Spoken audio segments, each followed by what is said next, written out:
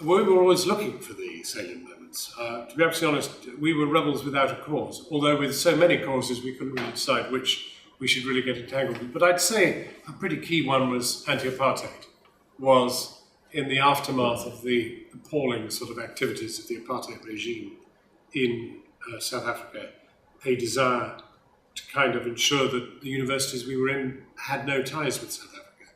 And it was the period of Peter Haines' Stop the 70s sporting tour, which was really the way to get at the apartheid regime.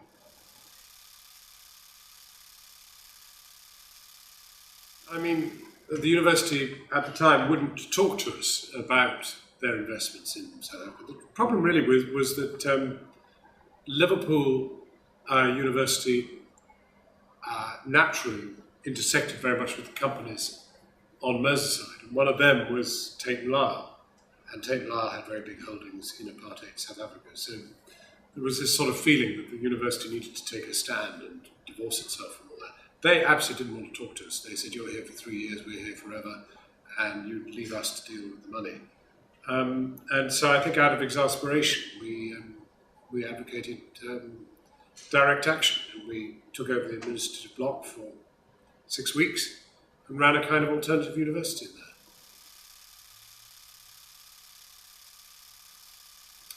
I think my experience of working in Uganda as a volunteer on VSO, Volunteer Service Overseas, I think once you've viewed the world from the south, looking up, you see things in a different light. You kind of, I was undoubtedly radicalized by that. Well, I don't regret not becoming a lawyer because I'd have been a very bad one. Do I regret? Yes, I had a bit of a thing about it because I was very thick and I was what they call a very late developer. And consequently, it was a big struggle getting into university. So having got there and then to be slung out was tough stuff.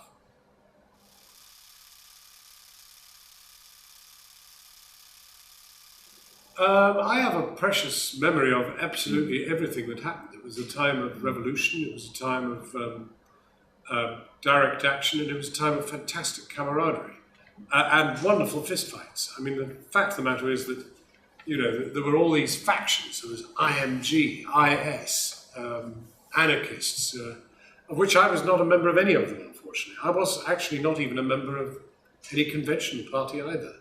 I was just an old pinko. And I just sort of, you know, wanted to change the world.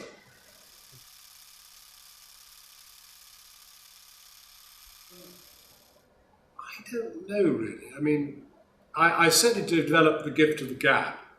I became very used to public speaking, and I enjoyed that. But to be absolutely honest, there was a long interregnum between student activism and the media.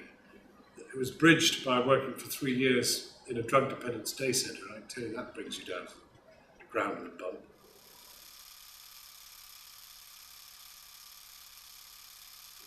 Yes, I was absolutely thrilled to get an honorary doctorate of laws from something I'd never have got by any other mechanism, but other than being given it.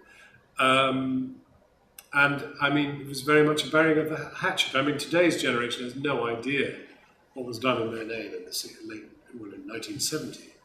And they were rather shocked to find out. And I was very delighted to feel that I'd finally made it.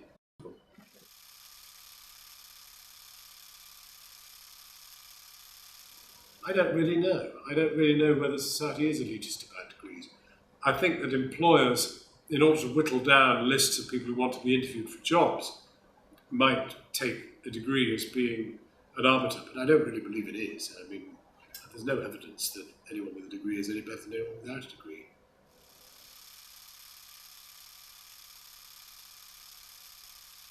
Well, I think beyond their own needs. I mean, I think there may be a temptation at the moment because, you know, being a student is itself, to some extent, under siege. There's a temptation to try to fight your own battles. I think the one thing I'm proud of is that although we did have our own battles we wanted to fight, we were always fighting for other people as well.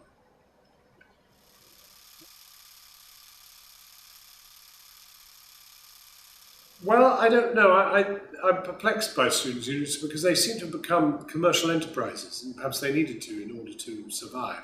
They seem to have been, in a sense, depoliticised, and that really what it's about is, providing work opportunities in the vacation, travel options, cheaper drink, cheaper food, etc., rather than kind of a place for the debate of ideas and, the kind of struggle for a better tomorrow.